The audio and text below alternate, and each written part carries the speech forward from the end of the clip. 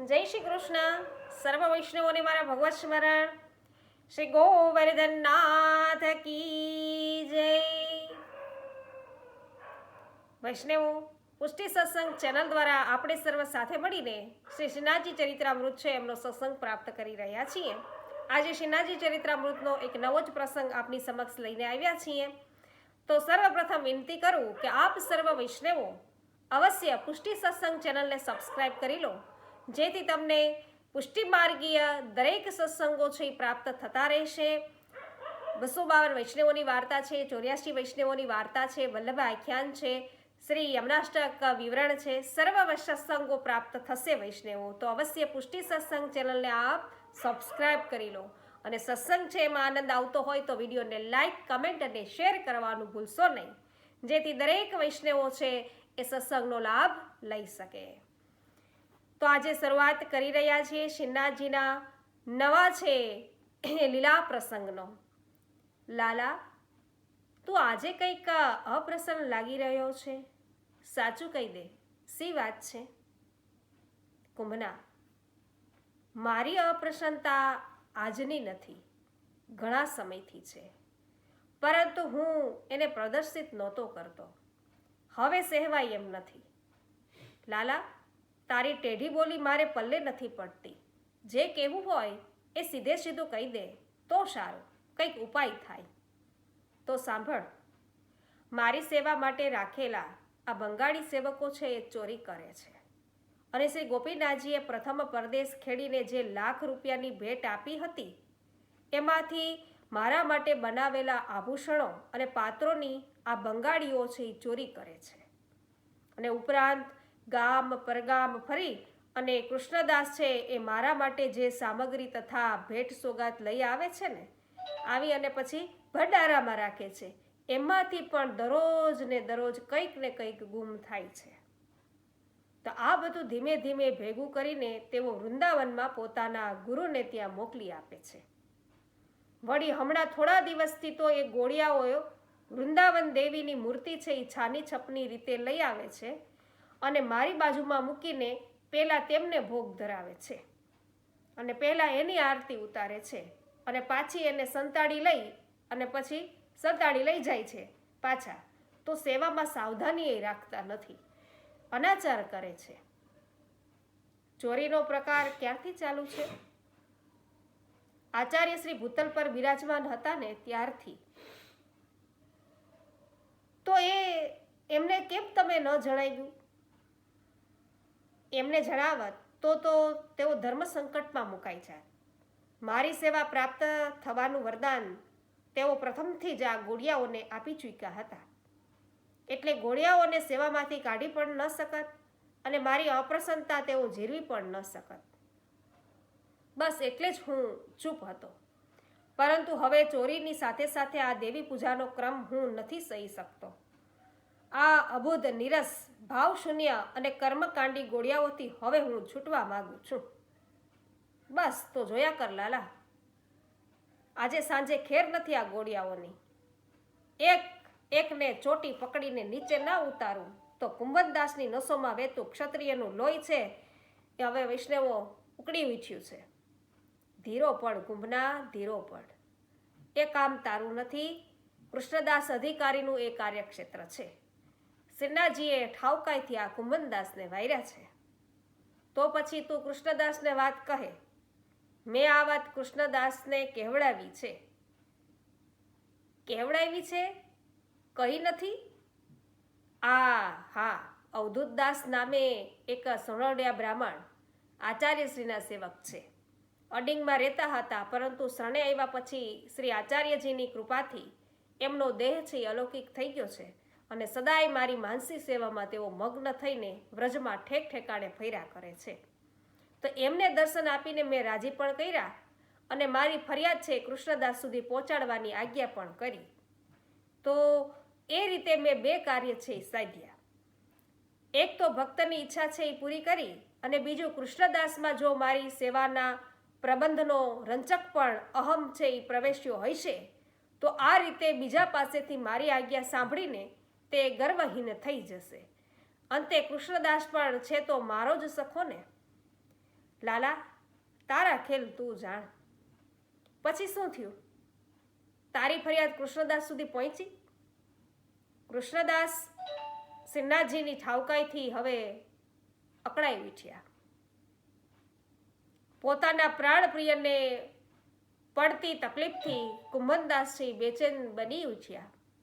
હા, કૃષ્ણદાસ સુધી મારી ફરિયાદ પહોંચી તો ખરી, પરંતુ એ સાંભળીને કૃષ્ણદાસે પોતે આ બાબતમાં અસમર્થ હોવાનું જણાવી દીધું. કેમ કેમ? અધિકારી શેના બન્યા છે?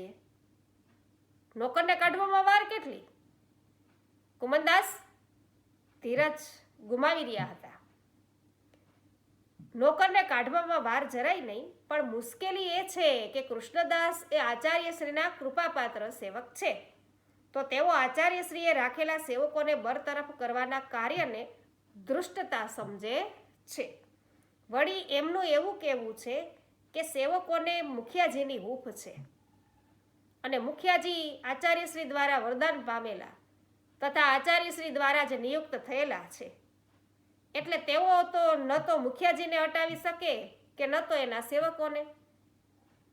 તો પછી હવે મારે સીધા મુખિયાજીનો જ ઉપાય કરવો પડશે. ના ના, કુંભ ના આવે. તેઓ તો ભલા ભોળા છે, સીધા સાદા વિદ્વાન પંડિત છે. મને એમને માટે માન છે, પરંતુ એમના તરફથી મને એક જ ત્રાસ છે, અને તે એ કે તેઓ મને સદાય ધ્રુજતો રાખે છે. અત્યારે પણ તું જો, હું કેવો ધ્રુજી રહ્યો છું, આમ જોતો ખરા. કેતા શ્રીનાથજીએ છે એ દાંત છે એ કડકડાવીને બોલ્યા છે. અરે હા લાલા, આવેશમાં મને આ ધ્યાન જ ન રહ્યું કે તું ઠંડા પવનમાં ધ્રુજી રહ્યો છે. ચાલ, તું પાછળ વાડામાં ચાલ, ત્યાં આપણે તાપણું છે એ બળી રહ્યું છે. કેતા કુંભનદાસ છે એ શ્રીનાથજીને હસ્ત ઝાલી અને ખેતરમાંની ઝૂંપડીની અંદર થઈ અને પાછળ વાડા જેવું બનાવ્યું હતું અને ગાય છે બાંધી હતી ત્યાં લઈ ગયા. શિયાળાનું તાપણું છે એ ધીમી આંચે બળી રહ્યું હતું. એમાં લાકડાના અને છાણાના બીજા ટુકડા નાખી આંચને પ્રજ્વલિત કરી. એક મૂડો છે એ પડ્યો હતો અને એને તાપડા નજીક ખેંચી અને તેના પર શ્રીનાથજીને બેસાડ્યા. બોલ, હવે કહે કે મુખિયાજીનો શું ત્રાસ છે? કુંભના, એ પંડિતને મારા મુકુટ કાશરીના શૃંગાર છે એમાં એવી તો આસક્તિ છે કે કોઈ પણ ઋતુમાં મને બસ એ આ કાચની જ ધરાવી રાખે છે, અને પોષ મહિનાની આવી કડકડતી ઠંડીમાંય જો હું કાચની ભેર જ રહું, જો કાચની ભેર જ છું, તો એ પણ હું સહી લઉં છું. પરંતુ આ મહામુસીબત તો એ છે કે એ સંન્યાસી પંડિતને મારા અંગે ચંદન સમર્પવું બહુ ગમે છે. તે ગ્રીષ્મ ઋતુમાં તો ઠીક છે, પણ આ તો જો ચોમાસામાં ને શિયાળામાં પણ ચંદનના લેપનો વાટકો સવારે બપોરે સાંજે હાથમાં લઈને તૈયાર જ ઊભા હોય છે. તું જ જો, આવા તાપણાની સામે બેસીને હું કેવો ધ્રુજી રહ્યો છું. લાલા, હમણાં આવું હો. કેતા કુંભનદાસ છે એ ઝૂંપડીમાં ગયા અને અંદરથી એક તપેલી અને એક ધાબળો લેતા આવ્યા. તપેલીમાં પાણી ભરીને એને તાપડા પર ગોઠવી અને ધાબળાની ઘડી ખોલીને શ્રી ગોવર્ધન ધરણના સમગ્ર શ્રી અંગે કશી અને વીંટાળી દીધો. ફક્ત મુખ જ દેખાય એ રીતે. તો જૂનો ધાબળો ઘણા સમયથી ફાટી ગયો હતો, એટલે ગઈકાલે જ બજારમાંથી આ નવો ધાબળો ખરીદો છે અને તારા હાથે એનું ઉદ્ઘાટન થયું. લાલા, તારી રેશમી ગદડ જેવો તો એ સુવાળો નથી, બરછટ છે એટલે ખૂંચતો હશે, પણ હવે મારી ધ્રુજારી કે તારી ધ્રુજારી થોડીક ઓછી થઈ ગઈ હશે, બરાબર ને? કાં થોડી થોડી ઓછી થઈ કુમના, પણ હજુય હું ધ્રુજું જ છું. તું મને કસીને આશ્લેષમાં લઈ લે ને તો કદાચ ઠંડી દૂર થાય. તરત કુંભનદાસ ઉઠ્યા અને બંને બાહુઓમાં શ્રીનાથજીને કસી લીધા. પોતાની છાતી સરીશું શ્રીનાથજીનું મુખ ચાપી દીધું અને આખા શ્રી અંગે પોતાના હાથ ઘસી ઘસીને ઉષ્મા આપવા લાગ્યા. સ્વામી અને સેવકનું સખા ભાવનું આવું મિલન દ્રશ્ય જોઈને ગાય પણ હર્ષવિંત થઈ અને ભાંભરી ઉઠી અને પોતાના વાછરડાને જીભ વડે ચાટી ચાટીને વહાલ કરવા લાગી. કેવા ભાગ્ય હશે આ કુંભનદાસના કે આખું બ્રહ્મ જ એના આશ્લેષમાં સમાઈ ગયું. તપેલીનું પાણી છે ઉકળવા લાગ્યું. તરત પોતાની ધોતી ફાડીને એમાંથી રૂમાલ જેવડા 2 કટકા કર્યા અને પાણીમાં બોળી દીધા. એક કટકાને બહાર કાઢી નીચોવી લેતા કુંભનદાસ બોલ્યા, લાલા, આ ગરમ ભીના વસ્ત્રથી તારા અંગે લાગેલા ચંદન લેપને સાફ કરી લઉં. આવ, હસ્ત બહાર કાઢતો. શિન્નાજીએ ધાવડામાંથી ધ્રુજતા હસ્તને વારાફરતી બહાર કાઢ્યા. કુંભનદાસ હળવે હળવે ભીનું પોતું ફેરવતા ગયા અને ચંદનનો લેપ છે કાઢતા ગયા. બંને ચરણ પરથી અને વક્ષસ્થળ પરથી પણ એ જ હળવાશથી અને એ જ સ્નેહથી કુંભનદાસે ચંદનના લેપને દૂર કર્યો. ગરમ પોતું ઠંડુ પડે એ પહેલાં જ એને તપેલીમાં નાખીને તપેલીમાંનું ગરમ પોતું બહાર કાઢતા જાય અને લેપ પર એને ઘસતા જાય. થોડી વારમાં તો આખા શ્રી અંગ પરથી લેપ છે એ દૂર થઈ ગયો અને શ્રી ગોવર્ધન ધરણને હવે હળવાશ છે અનુભવી. નિકુંજ નાયકનો આ ખેલ પણ ગજબનો હતો ને. પૂરણમલ છે એટલે ચંદન સમર્પ્યું ત્યારે અતિ પ્રસન્ન થયા હતા અને આજે કુંભનદાસે જ્યારે ચંદન છે એને શ્રી અંગ પરથી દૂર કર્યું ત્યારે ફરીથી અતિ પ્રસન્ન થયા. તો આ બંને ભાવને છે પામી શકનાર સંન્યાસી પંડિત શ્રી માધવાનંદજીને ક્યાંથી સમજાય કે આ સિન્નાજી કેમ કરીને પ્રસન્ન થાય. લાલા, હવે સારું લાગે છે? તાપણા પર પોતાની બંને હથેળીઓ તપાવીને સિન્નાજીના બંને કપોલ પર છે અને એને દબાવતા દબાવતા કુંભનદાસે આવું પૂછ્યું. હા કુંભના, બહુ સારું લાગે છે, પણ કાલે યતિજી ફરીથી ચંદનનો લેપ લગાડશે તો? સિન્નાજીએ છે નિર્દોષ બાલ ભાવે છે એ ભય વ્યક્ત કર્યો.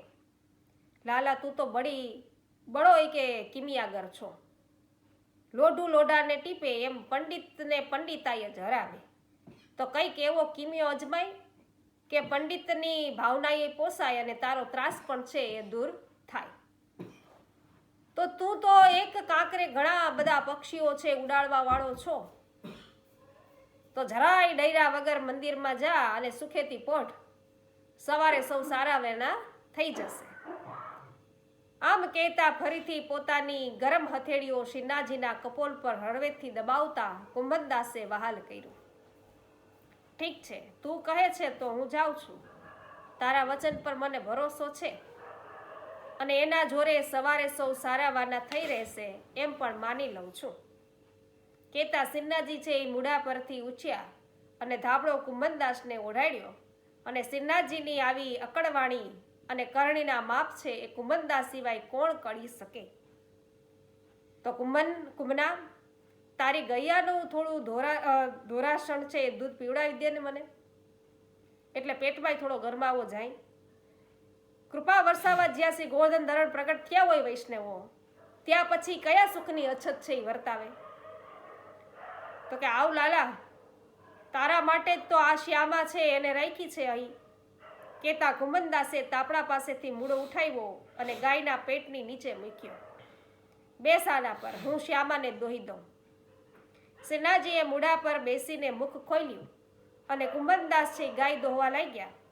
આંચળમાંથી સરર સરર કરતી દૂધની ધારાઓ છે એ સીધી મુખમાં જવા લાગી અને કટક કટક દૂધ છે એ પીવાવા લાગ્યું.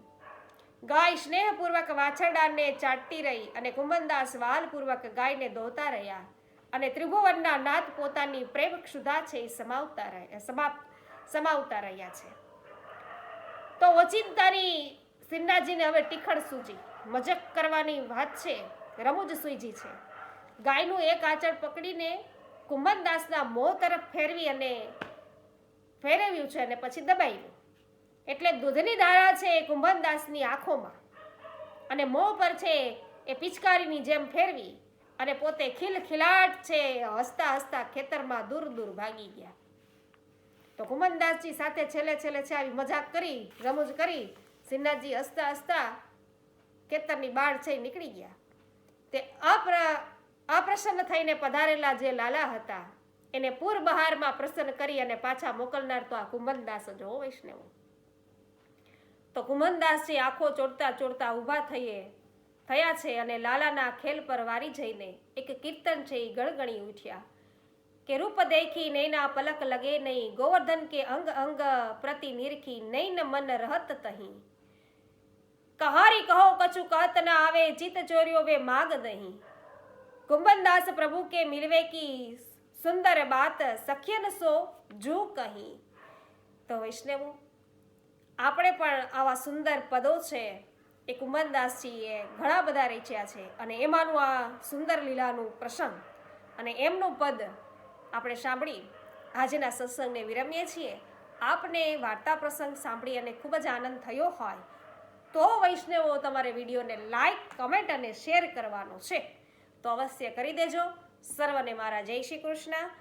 શ્રી ગોવર્ધન નાથ કી જય.